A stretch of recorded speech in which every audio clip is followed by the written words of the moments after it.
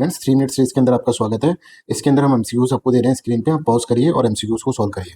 देखिए पहला जो एमसीक्यूज है that is black hole tragedy के ऊपर है।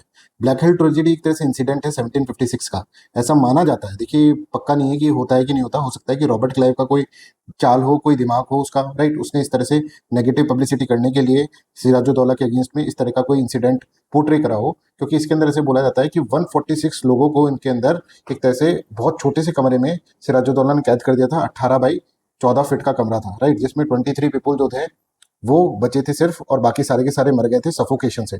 तो ये एक तरह से क्रुएलिटी दिखा रहा है, राइट। और इसके ये जब दिखाया गया तो वहां पर ब्रिटेन के अंदर बहुत सारे लोग ऐसे सोचने लगे कि कितना क्रूअल महाराजा है ये, इसको तो मारना ही चाहिए।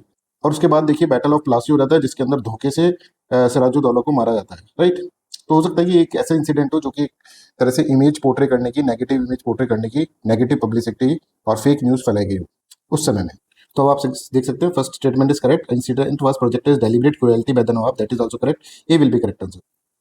ये रॉबर्ट क्लाइव के बारे में, इसके अंदर पहले 3 statement is correct, fourth statement is not correct, तो only 3 will be the correct answer, B will be the correct answer. देखिए परमानेंट सेटलमेंट जो है विलियम बेंटिक के टाइम पर आया था।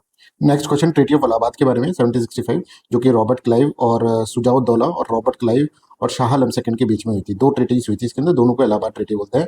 बैटल ऑफ बक्सर के बाद हुई थी ये ट्रीटी, राइट। 1764 का बैटल ऑफ बक्सर हुआ था, उसके बाद 1765 में ये ट्रीटी हुई थी। तो यहाँ पर देखिए बंगाल, बिहार और उड़ीसा के ऊपर एक तरह से दीवानी राइट्स दे दिए गए थे। Recognition of Shah Alam second as the Mughal emperor, that is also correct. Transfer of the police, ये थर्ड स्टेटमेंट रॉन्ग है, ये बाद में होता है ना, जब डुअल गवर्नेंस जो होती है वो आती है तब होता है।